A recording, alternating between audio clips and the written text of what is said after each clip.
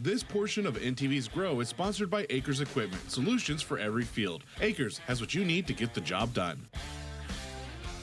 Now to a pest plaguing crops, we head to North Platte. So for scouting for western bean cutworm, we want to Julie, it's that time of year where we think about western bean cutworm. I guess, how do we know that this is the time of year where maybe that's kind of emerging? Yes, absolutely. Western bean cutworm are starting to fly in their moth stage right now.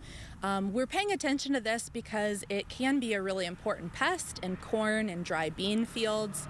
The western bean cutworm moths, we have an idea of when they start to emerge based on accumulation of degree days. So we've done some predictions to look at when we'll expect to see those moths flying. And now we also can confirm that by doing blacklight trapping. So University of Nebraska Extension, we have several blacklight traps located across the state. One of them is here in North Platte.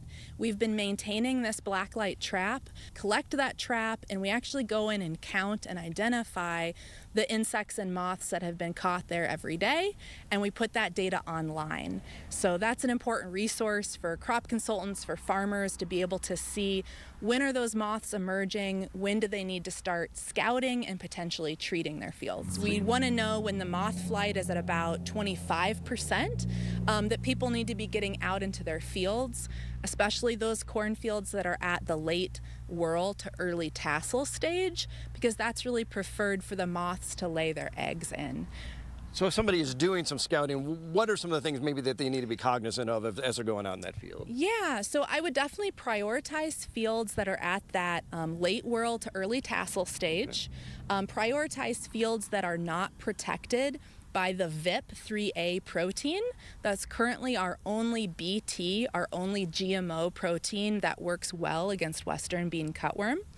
And when they go to a field to scout, they want to make sure they're going to at least like 5 different areas of the field, do 20 plants per area so you can get up to 100 plants.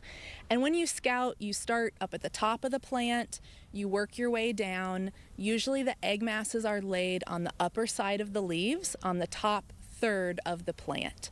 The eggs are laid all together in a mass. They're sort of a white cream color, and then they turn tan and they get quite purple right before they hatch out as the little baby caterpillars.